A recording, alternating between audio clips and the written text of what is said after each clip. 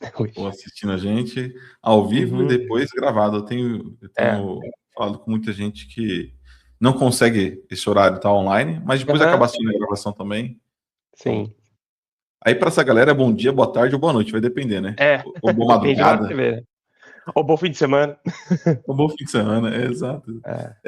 Foi exatamente um comentário desse, que durante a semana estava corrido e a pessoa preferia assistir ali entre um episódio e outro de série, episódio do Identity Shot. Tá? Identity Shot, boa aí, viu?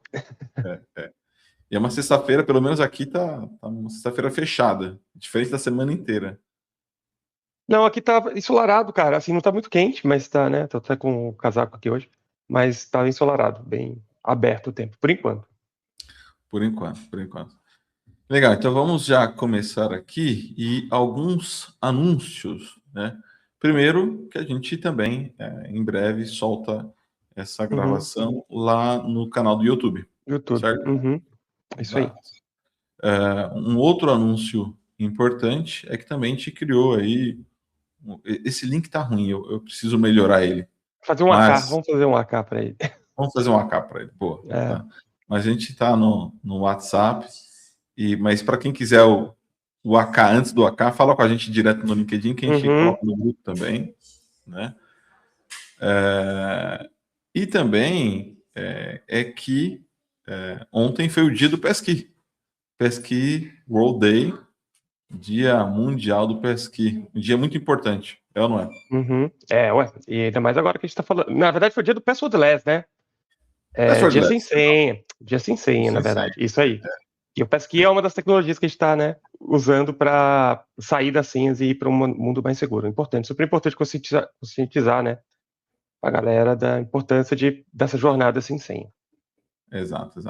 E aí, para celebrar este dia, né, a gente, com uma parceria com o IME, acho que você até me questionou se muitas pessoas conhecem o Identity Institute de certificação. Vou até colocar o link aqui. Deixa eu colocar aqui também. Legal. Aqui, ó. Vou colocar o link para todo mundo acompanhar.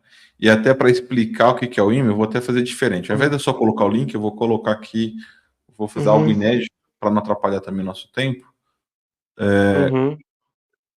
Vou compartilhar a tela. Espero que funcione. Como sempre, aquele suspense. Aqui. Ok. Ele dá a opção de escolher a janela. Perfeito. É isso que eu queria validar. Legal, já estou compartilhando aqui a tela, então. Então, para quem não conhece, o IME hoje é a maior instituição de ensino de educação focado em identidade. Tá? O IME tem uma série de treinamentos aqui, de certificações em vários temas de identidade. Tá? Então, eu diria que hoje uma fonte muito agnóstica a qualquer tipo de fabricante e que vai ensinar a identidade e seus capítulos na essência é o IME. Tá?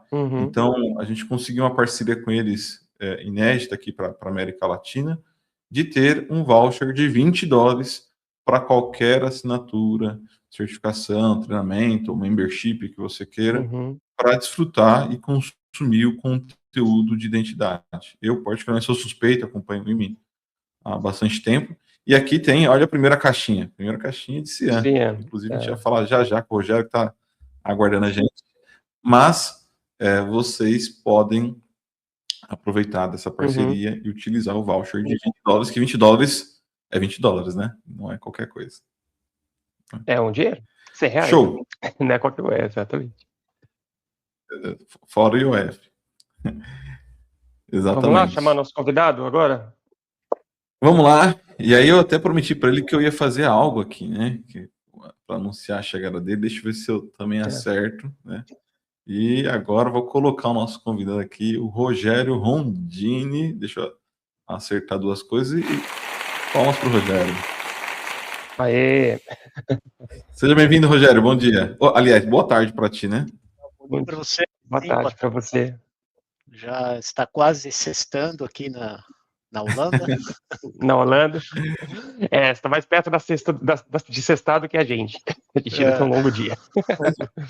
Muito mais perto, muito mais perto. Mas, Rogério, obrigado mais uma vez, cara. Tá? Aqui a missão minha e do Rodrigo é colaborar com a comunidade com conteúdos que realmente ajudem as pessoas que estão dentro da comunidade, expandir o conhecimento de identidade, né? Avançar nacionalmente, internacionalmente, nas suas carreiras, e para quem está fora, quer saber como entrar e achar as alternativas, os caminhos, com referências excelentes, como você trazendo hoje para a gente. Obrigado mais uma vez. Okay. Eu que agradeço a oportunidade, e acho que como eu escrevi num post anteriormente, eu fico feliz de ver a comunidade de identidade no Brasil crescendo, né? Eu saí já há 9 anos, há quase 10 anos, e naquele período era meio que, assim, algumas pessoas trabalhando ou falando de gestão de identidade, né? Conheci o Alfredo, acho que há 12, 14 anos atrás, mas, assim, a gente fica feliz de ter visto o crescimento da comunidade, o Ian Tech Day, vocês também dando um apoio bacana. Tem bastante gente trabalhando em identidade, muito legal. Prazer estar aqui. Não, legal, obrigado. Prazer, realmente, a identidade aqui está bem aquecida, né? O mercado está bem aquecido, são iniciativas, e é interessante. Eu e o Rodrigo, a gente sempre discute isso, o quanto importante é a identidade e quão demorou também para a identidade ter essa relevância, haja vista que sempre foi um componente super relevante. Exatamente, sempre foi. Só era o patinho feio, né? Ninguém dava bola. Agora está na fase do cisne, tá virando o cisne da cibersegurança. Exatamente. Rogério, a gente vai começar hoje, né? E de novo agradecendo você, mas a gente falar sobre um tema que dentro de identidade é um campo à parte, que é CIAM, né? Que é a sua especialidade, né? CIAM, que é Customer Identity and Access Management, né? Então a identidade para cidadãos, clientes, né? Pessoas comuns que não necessariamente são forças de trabalho. Como é que você ajuda a gente a explicar o que é CIAM para quem está talvez vendo a gente agora ou ouvindo a gente depois e não sabe o que é? Legal. Bom, eu acho que uma maneira bastante simples, né, é olhar para aquilo que a gente faz no dia a dia, né? Eu acho que hoje em dia não tem mais quem não faça uma compra online. Sim. Qualquer coisa que a gente utilize hoje em dia, a gente faz a opção por fazer online. Então, nesse sentido, a partir do momento que você tem uma loja online ou qualquer outro serviço específico que solicita informações do usuário, que mantém essas informações e permite com que esse usuário ele volte posteriormente sem precisar fornecer as mesmas informações, então você já tem algum tipo de gestão de identidade. Né? Então, assim, você mantém a informação do usuário, você mantém o endereço, você solicita a autenticação, né? O usuário se identificar. Então, você tem algum tipo de gestão de identidade aí.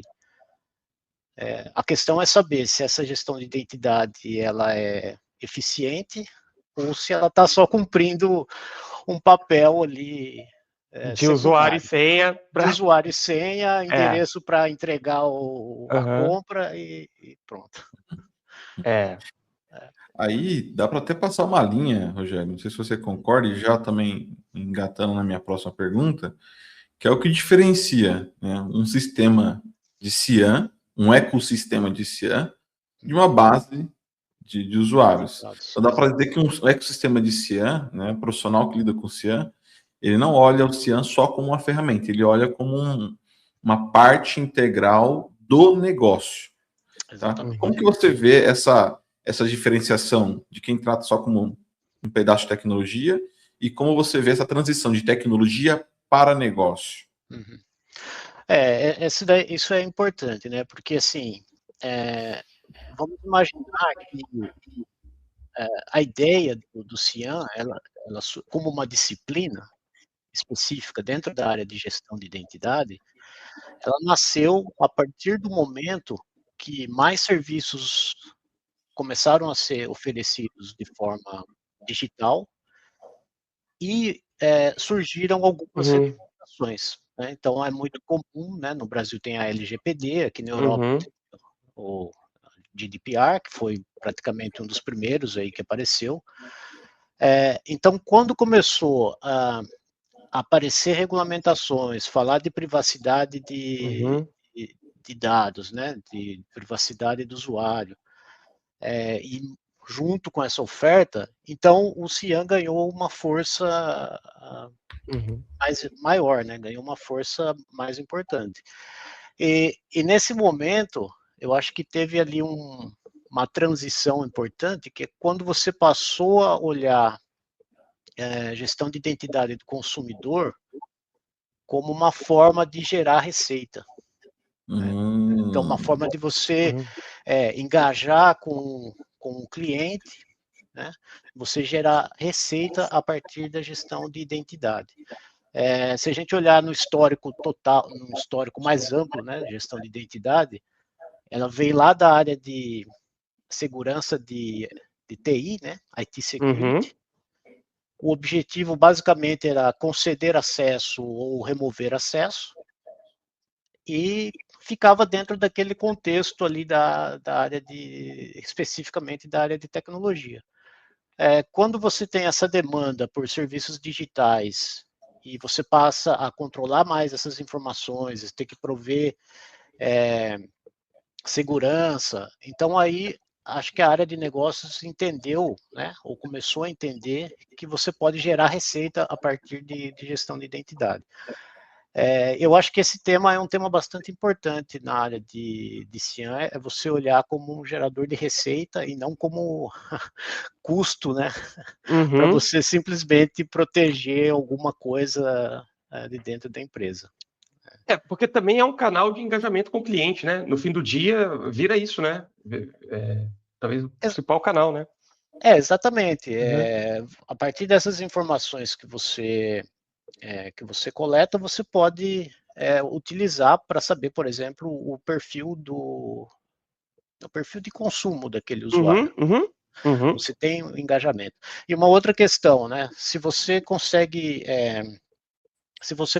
colocar isso de forma que aumenta a experiência do usuário, né? Que fornece uma experiência sem frictionless, né? Que a gente Uhum. fala, sem muito tropeço, né, ali do usuário, então você acaba ganhando né, você acaba ganhando aquele cliente.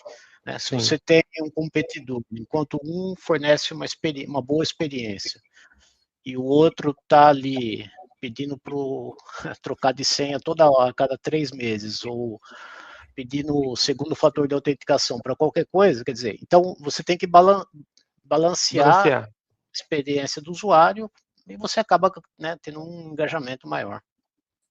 Sim, sem dúvida. Uhum. E uma coisa que a gente vê é que ainda tem muita empresa que ela sofre muito com essa parte de gestão de Cian, né? Quais seriam os principais erros que você vê o pessoal cometendo? Seria mais essa questão que você comentou de compliance, né? GDPR, LGPD, ou algo mais técnico, mais de governança? O que você vê hoje no mercado como dificuldade? Até se você puder trazer para a gente um pouco da diferença, né? Já como você está aí na Europa, se tem muita diferença do mercado europeu para o mercado brasileiro, como era tratado isso? Eu acho que as empresas elas estão aprendendo a lidar com a ideia de Cian, porque Uhum. como eu falei anteriormente, há 25 anos atrás, quando teve a primeira loja online, Uhum. alguém já pensou em, preciso armazenar essas informações do usuário. Sim.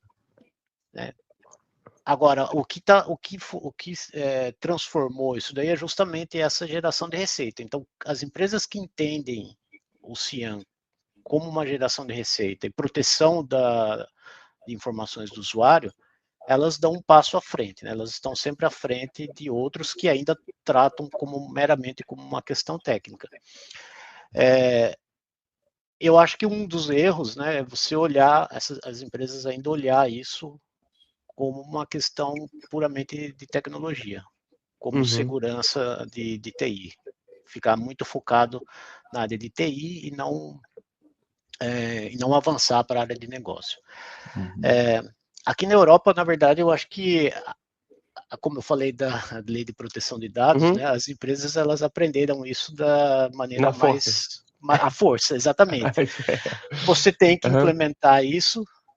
A Lei Geral de Proteção de Dados vai entrar em vigor a partir desta data e existem alguns critérios, né, algumas regras que precisam ser implementadas.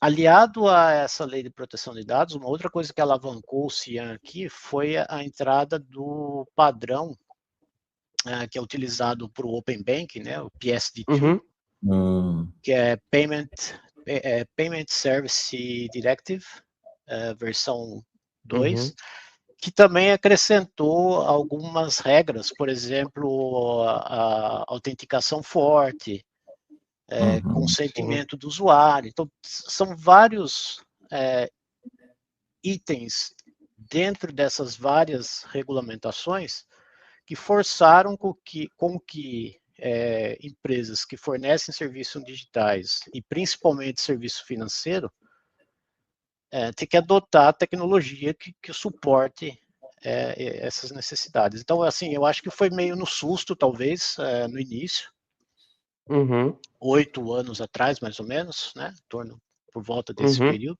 teve um boom aí nessa área de CIAM, e então as empresas tiveram que se adequar, né, tiveram que se preparar de alguma maneira. Você mencionou algum dos pontos que você compartilhou. Eu queria fazer um highlight em 2.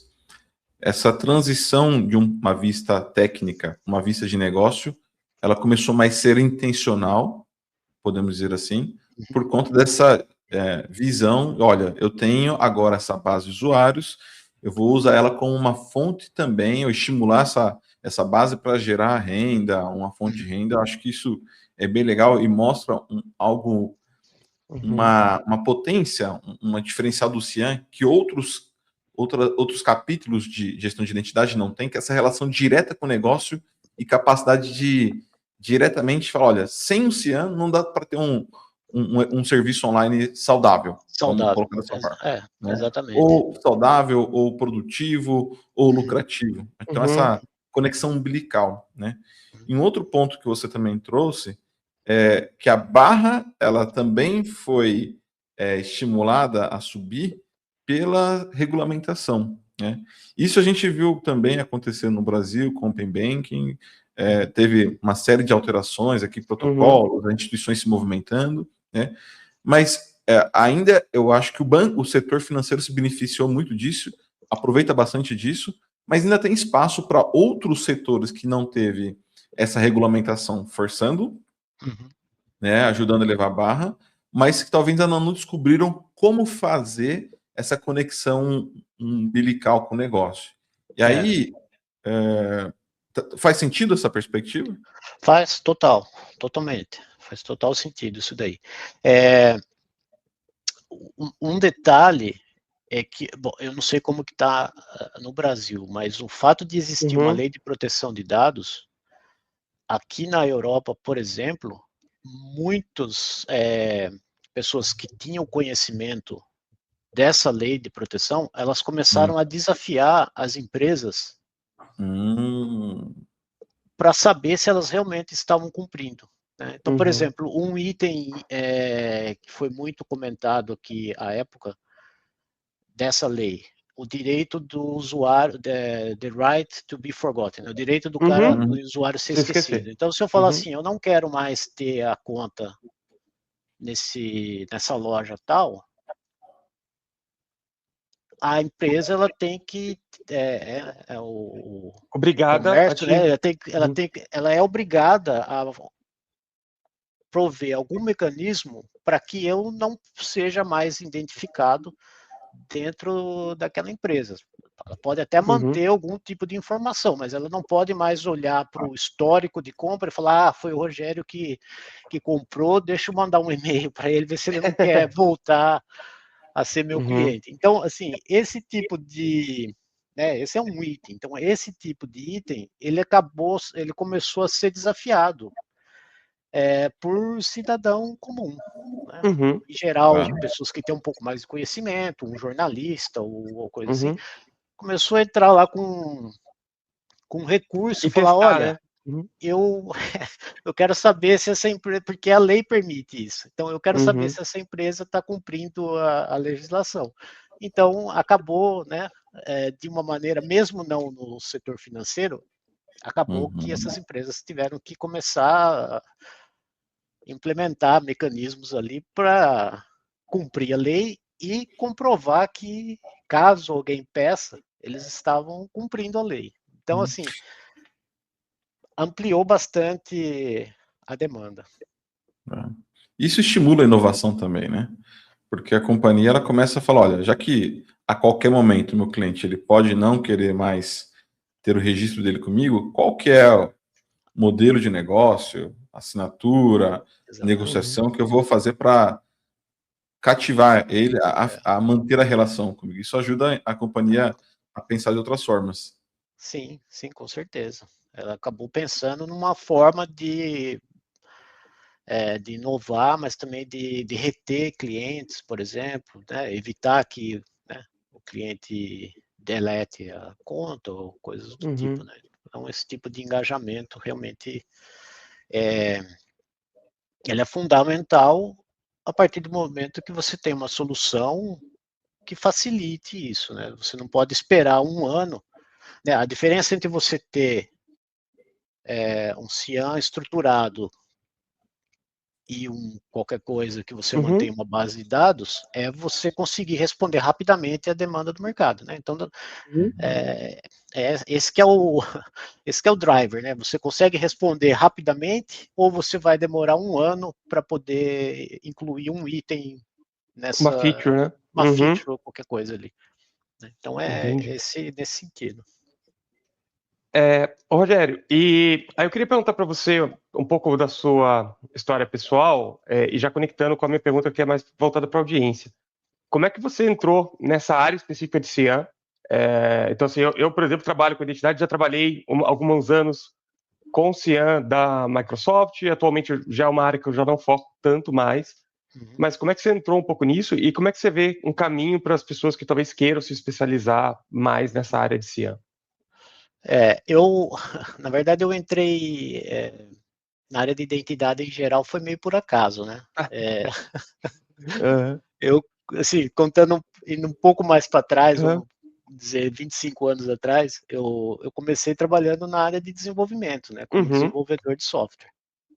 E eu acho que foi mais ou menos por volta de 2008, 2007, 2008, quando eu ouvi falar pela a primeira vez em RBAC, Role Based Access Control, e Single Sign-On.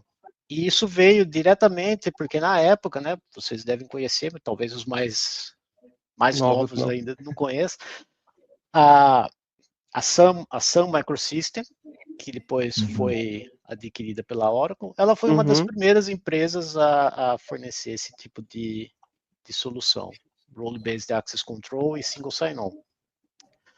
E eu fui trabalhar na Sun em 2009, ou seja, eu comecei diretamente a trabalhar com gestão de identidade quando eu estava trabalhando na Sun. Mas ainda o CIAM não existia, né? Assim, diretamente, era mais focado em gestão de SOD, papéis, essas coisas, e single sign-on, controle de acesso.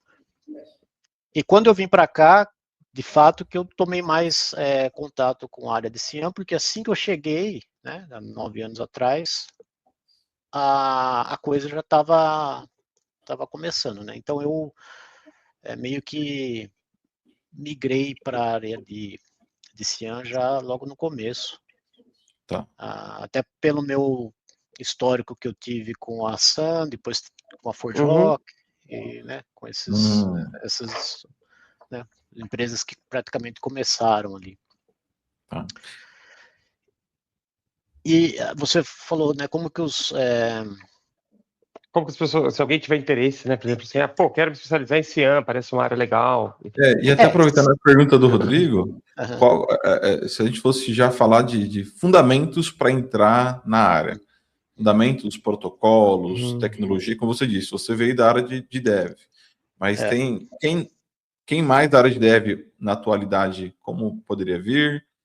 Qual tecnologia, quem está na área de identidade poderia já começar a estudar, para poder começar a direcionar e pavimentar esse caminho? Sim.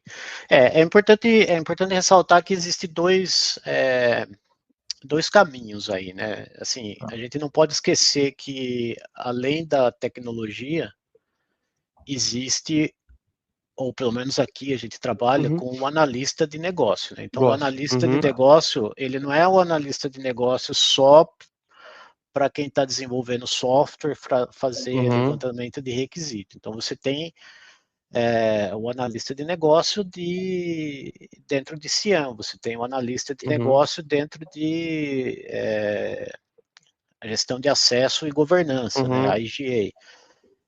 Então, você tem esses dois caminhos. Do lado da tecnologia, quem está desenvolvendo, quem é desenvolvedor, ele, de alguma maneira, ele já está acostumado a trabalhar com integração, né, API, muitas vezes trabalha com API Gateway, segurança de API.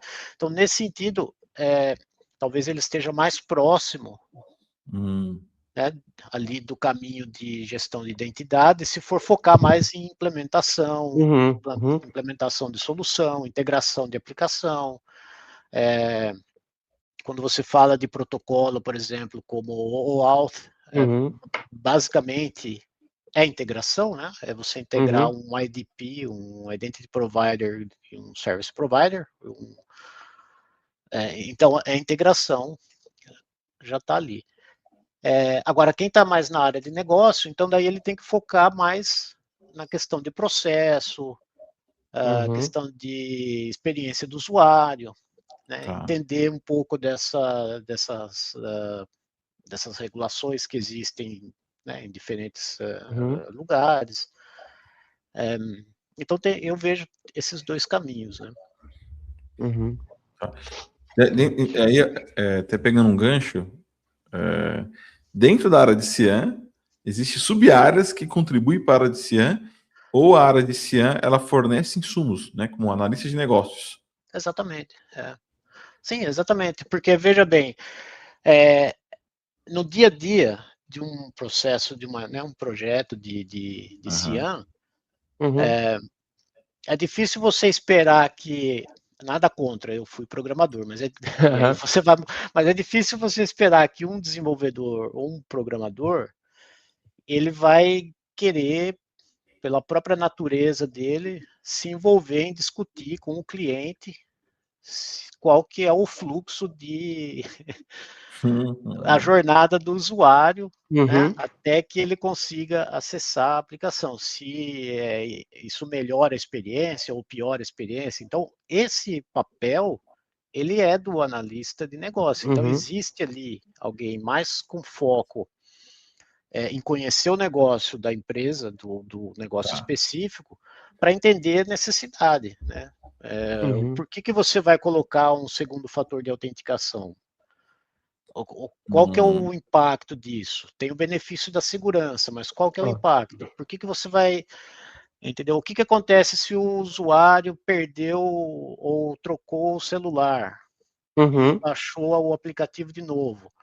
Você tem, muitas vezes você tem biometria facial, mas você trocou o celular. Então, né, o dispositivo, o que vai acontecer? Você tem que fazer o rebind daquele novo dispositivo. Então, são processos, né, que são definidos mais dentro desse mundo de negócio, né? Desse mundo do negócio. Da jornada do usuário, né? Como Exatamente. Você falou. E um outro detalhe, só para completar, porque eu acho que também as pessoas esquecem de colocar isso junto com o Cian. ele está muito próximo da área de fraude, principalmente em serviços financeiros. Então você não pode dissociar ou simplesmente falar, não, fraude é outra coisa, cian é uma... Não tem como, porque as coisas estão interligadas, né? Da mesma forma que no mundo mais gestão de identidade de funcionário, né, você tem lá detecção de threat, insider threat, ITDR, todo esse tipo de coisa. Dentro do contexto do consumidor, né, do cian, você tem a prevenção de fraude. Tá? Então, talvez ali no dia a dia, ou, né, sejam coisas parecidas. Você identificar threat numa identidade de um funcionário ou de um fornecedor, e você identificar fraude. Alguns mecanismos talvez sejam parecidos, mas de qualquer forma, o mapeamento de risco, todas essas coisas precisam ser feitas. Inclusive, tem soluções de cian hoje que provêm um boxzinho de solução de funcionalidade de fraude, antifraude, né? Antifraude, sim. Antifraude, exatamente. Então Poxa, é fundamental isso, né? Tá. Quero, Rodrigo, ok. Eu tenho um monte de perguntas. Na verdade, tem uma pergunta no chat que eu queria sair um pouco do script e fazer a pergunta do Felipe Vaz. Obrigado, Felipe. Acho que é relevante um pouco nessa linha que a gente está falando de como que, né, a pessoa migra para a área de cian ou para a área de identidade. Né? Ele comentou aqui que hoje ele se encontra na área de SOC, né, e tem muita curiosidade sobre a área de identidade. Então, a pergunta dele é mais, talvez até mais para mim e para o Diego responder, que é como está a maturidade do Brasil em relação ao sistema atualmente, e como essa migração diária pode ser feita de forma saudável. Forma saudável eu entendo, né, Felipe? Que é uma forma que dê certo. Para você, né, conseguir ganhar o salário que você espera e você ter um emprego que você goste.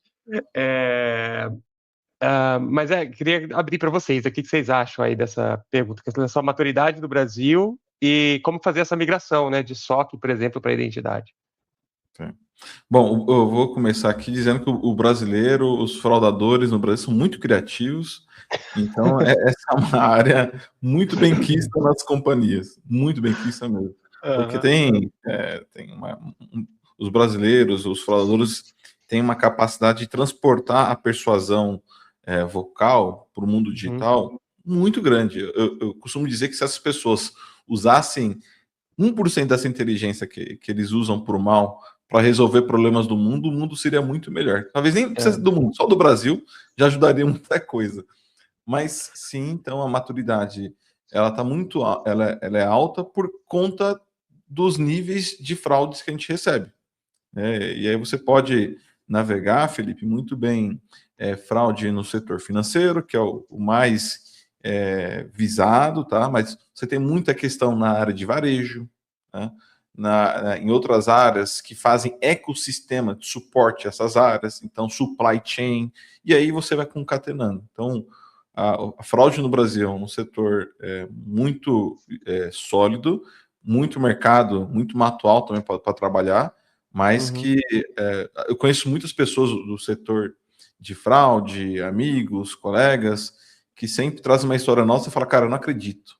Eles falam, pois é, parece história de filme, mas é verdade, aconteceu, e a gente sempre consegue desdobrar e fazer o takedown, muitas vezes, das campanhas de fraude que foram armadas, né? Call center é um setor também muito visado para fraude, então, assim, existe um mercado muito grande, e aí eu vou deixar para você, Rogério e Rodrigo. Olha que legal, agora que eu percebi, RR, hein? Rogério e Rodrigo. Meu irmão chama Rodrigo também. Aí, viu? Gente boa. Fica à vontade. Eu não, eu acho, na verdade, talvez eu faça uma pergunta inversa pro Felipe, não para ele responder aqui, mas para ele pensar ou discutir com o pessoal da equipe dele, porque eu acho que o que está faltando um pouco hoje é uma integração da área de cibersegurança de SOC com identidade.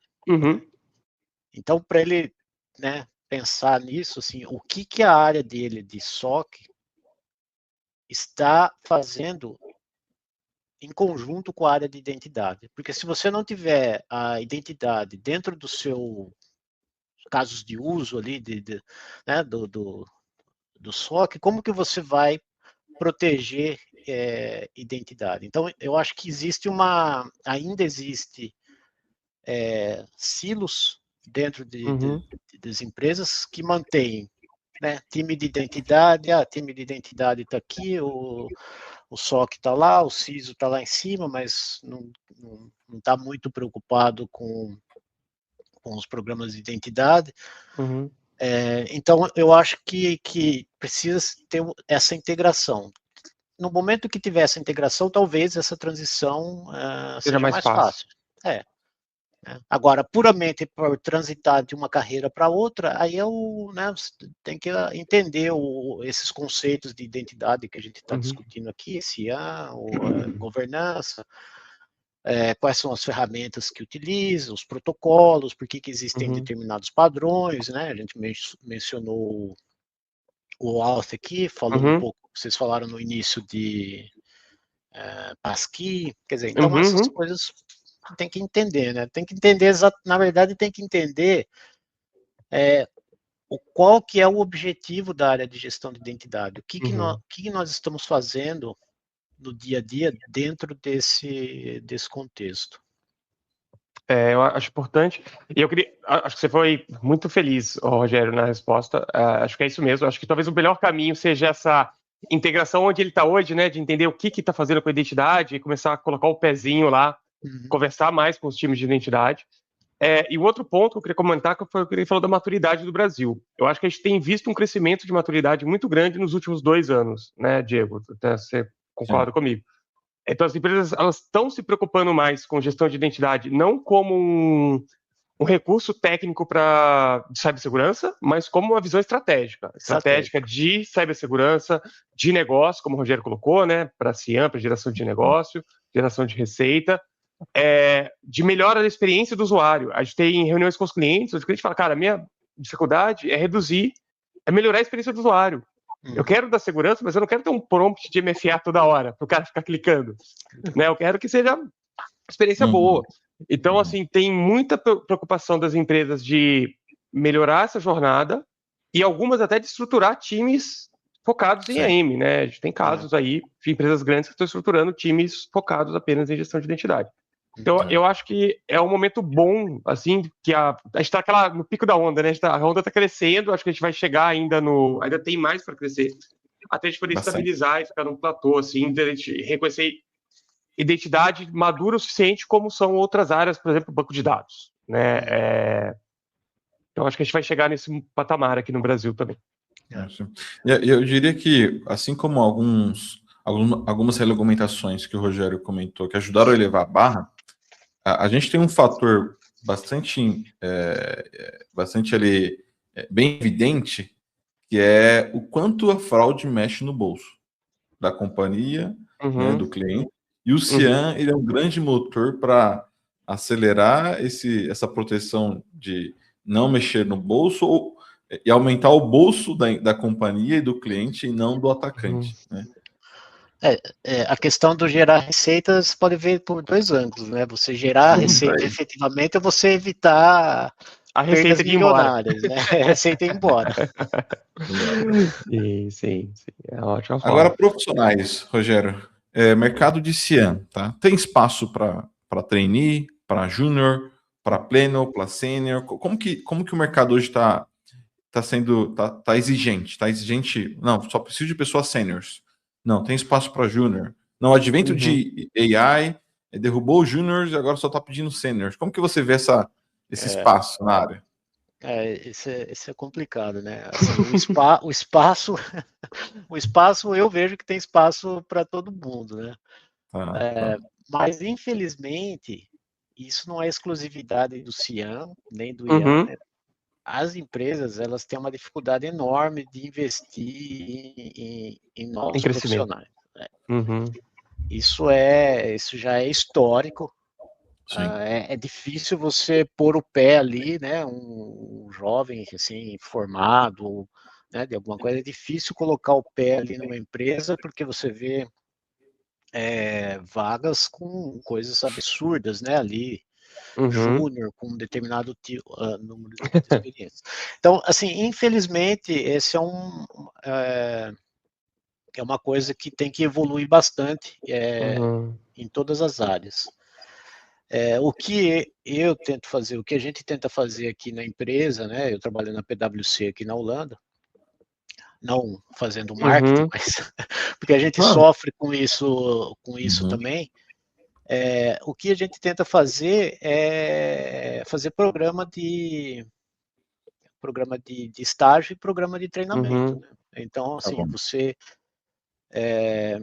a gente teve até alguns anos atrás, depois parou por conta da pandemia, acabou que ainda não retomou, mas a gente chamava de fast track. Né? Então, era assim, durante 6 meses, aquele grupo de recém-chegados, né, de júnior, iam passar por treinamento em diversas áreas de gestão de identidade, dentro desses subgrupos, ou de cibersegurança, ou de fraude, ou de forensics, que é uma área que a gente tem aqui junto. E depois desses 6 meses, né, que passou por tudo isso, acabaria escolhendo ali, eu gostei mais disso, eu gostei mais daquilo, então vamos direcionar. Mas é um investimento, né? Infelizmente as empresas têm. E, infelizmente, de novo, as empresas ainda pedem mais experiência. Porque você tem uma demanda, né, cada vez mais urgente, vamos dizer assim, então, você quer, eu tenho aqui que resolver um problema aqui de Cian, tem um projeto. Então, eu quero um cara especializado em Okta que já tenha 10 anos de experiência. Infelizmente, é o que acontece. Eu acho que eu sei que vocês vão conversar com esqueci o nome dela. Fugiu agora o nome. A Catarina. Catarina, isso. Eu acho que é uma pergunta interessante, porque ela está nesse meio de recrutamento. E, assim, eu acho que existe uma dificuldade, inclusive, para recrutadores, porque a demanda que vem das empresas já é de nível médio para cima. Né? Então, é complicado. Mas o espaço tem. Show. Rogério, agora que a gente está indo para a reta final aqui, eu queria te fazer uma pergunta, porque a gente não pode falar de tecnologia hoje em dia sem falar de IA. Como é que você enxerga esse impacto da IA generativa, agentes, nesse mundo de IA, né? Você acha que isso vai mudar radicalmente? Ou vai ser mais uma ferramenta que a gente vai usar para, como você falou, otimizar os processos, ganhar mais insights? Como que você está vendo isso? Eu acho que primeiro tem aquela questão do hype, né? Aquele modelo padrão do Gartner, né? Do hype cycle. Você começa lá, daí vai ter o hype, depois tem desilusão, aí num dado momento ele estabiliza. Né? Beleza. A diferença que eu vejo é que no IA, com inteligência artificial, né, principalmente generativa, ela subiu para o hype muito rápido, né? Muito mais rápido do que muitas outras tecnologias que ficaram ali patinando até chegar no hype. E elas já estão entrando um pouco nessa queda ali naquela coisa. Será que era isso mesmo? Será que não era? Mas dentro da área de gestão de identidade, especificamente de segurança, tem os dois aspectos, né? Tem você utilizar como uma ferramenta, então, nesse aspecto, sim, eu acho que ela vai ser utilizada como uma ferramenta. Algum tipo de inteligência artificial já vinha sendo usado, né? Machine learning, role mining, essas ferramentas que fazem esse tipo de coisa já utilizavam. Você comentou de fraude, por exemplo, já existe motor de detecção de fraude que usa machine learning, esse tipo de coisa, eu acho que vai ser utilizado. E o outro caminho é como que a gestão de identidade vai ser usada para proteger esses agentes e toda essa coisa que ainda, né, espera-se que ganhe força, né? Dentro de Cian, por exemplo, uma coisa que ainda é pouco explorada, mas eu acho que vai, né, chegar no momento, é a questão do agent commerce, né? Comércio baseado em agente. né? Acho que teve uma Legal. experiência que foi reportada aí do Brasil, que eu li recentemente, do Banco do Brasil com a Visa, se eu não me engano. Uhum. Eles testaram um pagamento realizado unicamente por agente de ponta a ponta, né? Então, assim, é um teste, ainda não se sabe como que isso vai ser efetivado. Alguns lojas talvez comecem a testar. Recentemente a gente recebeu uma demanda aqui para fazer uma análise, que um cliente nosso estava interessado, eles fizeram uma POC, estava interessado em fazer abertura de onboard, né, de cliente por agente, de forma que o usuário, por exemplo, através de um chatbot ou de um agente ali conversacional, falasse, eu gostaria de abrir uma conta assim, assim, assim. E aí você dispara esse processo realizado através de agente. Então, esse lance do agente commerce, eu acho que ainda vai... O mercado está bem interessante, está bem criativo, né? E, de novo, criativo para os dois lados. E até voltando de novo ao que você disse, acho que mesmo com essa evolução toda, o Cian vai continuar sendo um back-end extremamente relevante, porque esses caras vão atuar com essa camada atrás, né? Agora, tem uma pergunta que veio no chat, vou até colocá-la aqui também, é uma pergunta anônima, mas enfim, quais são os pré-requisitos, né? Legal a gente continuar a fornecer algum insumo, tá? Para alguém ser estagiário nessa área, tá? Eu vou aproveitar o espaço aqui, eu ia fazer isso só no final, mas vou colocar aqui. Ela colocou uma coisinha no final ali, que é vejo muita vaga pedindo muita coisa, que foi o que o Rogério comentou, né? Exatamente, o Rogério falou exatamente. As vagas pedem de você no mundo, porra, cara. 3 anos de experiência. Acho que um caminho, Rogério, aí, Rodrigo, fica à vontade, é você colocar para o mercado que você minimamente seguir um caminho de preparação para aquela área que você quer entrar, né? Então, um curso, uma certificação, uma participação em workshop, e aqui vou deixar que o IME, ele tem uma trilha lá para a Cian, tá? Mas existe outras, mas eu queria ouvir de vocês também, como se preparar, né? Quais são as dicas que podem ser práticas para o dia a dia daqui em diante para alguém pular para essa área de Cian? Eu acho que como a pergunta dele falou de estagiário, né, ou seja, alguém que realmente está começando, eu acho que tem duas coisas que são fundamentais para qualquer área, independente de Cian.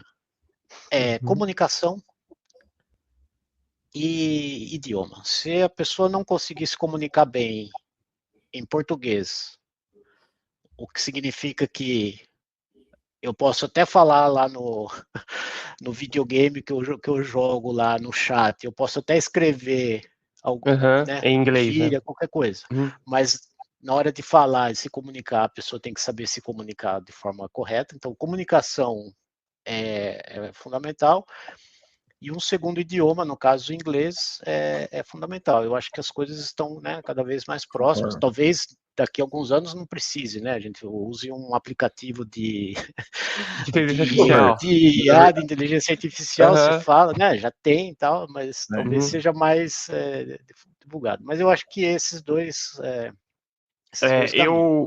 eu vou nessa linha também. Acho que nessa jornada de começar no mercado de trabalho, e aí eu tô lembrando um pouquinho de quando eu entrei também, eu fiz muito programa de estágio, fiz muito programa de trainee.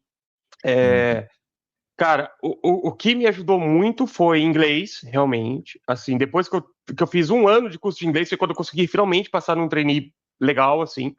E o que diferenciou para mim foi o inglês, eu ter conseguido passar da fase do inglês.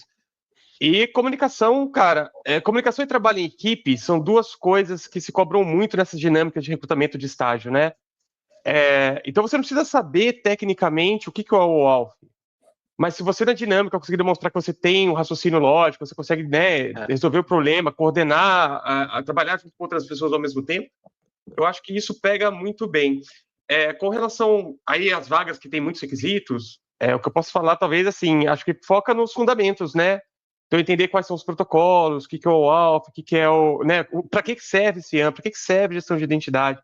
Tem uma série de conteúdos gratuitos, inclusive aqui no IdentiShot. Se você voltar na nossa página, você vai achar muita coisa. Tem vários mecanismos no Brasil hoje. Tem o pessoal da EM Brasil, que faz um conteúdo de treinamento muito legal, que ajuda a montar essa fundação. E aí isso vai te dar pelo menos a base para falar assim, pô, eu tenho a fundação, né? Para você chegar na entrevista e falar, não, eu tenho a fundação, não tenho experiência, mas eu tenho a fundação. E eu tenho aqui o inglês, tenho aqui sei falar, né? Sei me apresentar, sei resolver problemas de uma forma consistente. Acho que isso é muito importante. Sim, sim. Você mencionou, né, tipo, os treinamentos e tal. Você tem também o ID Pro, que é uma entidade importante, né, nesse contexto. Então... aí o comentário talvez da mesma pessoa tá até exatamente o que ele falou, até para estágio está complicado, realmente, porque eu acho que existe uma exigência grande, né? E por um outro lado, um formato de educação muito disperso dos temas. É difícil mesmo, a gente tem que ser honesto, né? Tantas informações, uma chuva de informação na internet, as pessoas ficam com dificuldade de conseguir criar uma trilha, né? Focar naquela, primeiro consolidar o material, criar a trilha e desenvolver naquilo, né? E aí combinando as duas coisas, né? Falta de estrutura de se preparar e a exigência das companhias que estão muito radicais, talvez, cria esse vácuo, né? Essa zona cinzenta.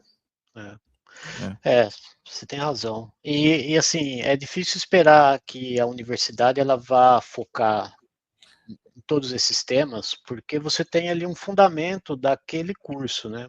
Eu falo isso porque eu fui professor, dei aula 10 anos na faculdade, na área de programação, engenharia de software. Então, assim, existem alguns fundamentos na universidade de curso para sistemas de informação, ciência da computação, que não vai mudar, né? Então, a programação vai ser básica para você entender programação, a engenharia de software é básica para você entender engenharia de software e outras coisas, mas raramente algum professor ou algum vai fazer parte do currículo de gestão de identidade, ou OAuth, ou Passkey, ou entendeu?